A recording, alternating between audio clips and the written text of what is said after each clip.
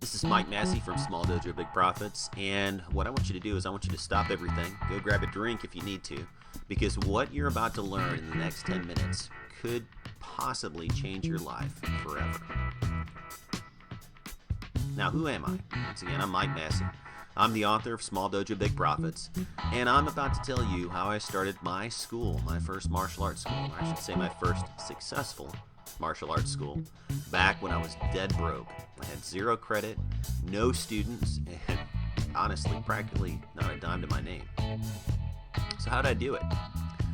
Well, the first thing is I decided that being broke sucks, and of course, you don't need me to tell you that. But back before I started my first successful dojo, that's pretty much all I knew. I'd been working mostly minimum wage jobs. I was fairly uneducated, although I was self-educated. I didn't have that important piece of paper that is proof of education that most employers for good jobs want to see.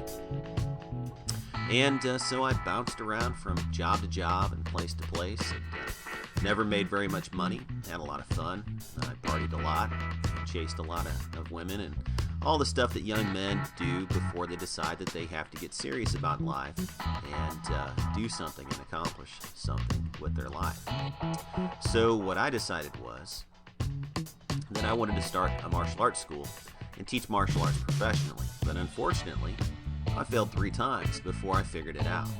Now, before I started my first successful school, not only did I fail 3 times, but I failed 3 times miserably. In fact, before I moved to the town that I live in now, I'd actually failed twice. Now, I thought it was the location, but it was actually more than that. The first time I decided to open up a studio, I'd partnered with a friend of mine, and he was a black belt. I wasn't quite a black belt yet. I was almost a black belt. And I ended up doing about 75% of the teaching for 25% of the money, which was fine for my friend, but he got all the credit and all the money, and I got all the work, so that didn't work out too well. And then I decided to start my own studio. So I got promoted to black belt and went to another town and rented a place from somebody and spent about 2 weeks fixing that place up. And then guess what?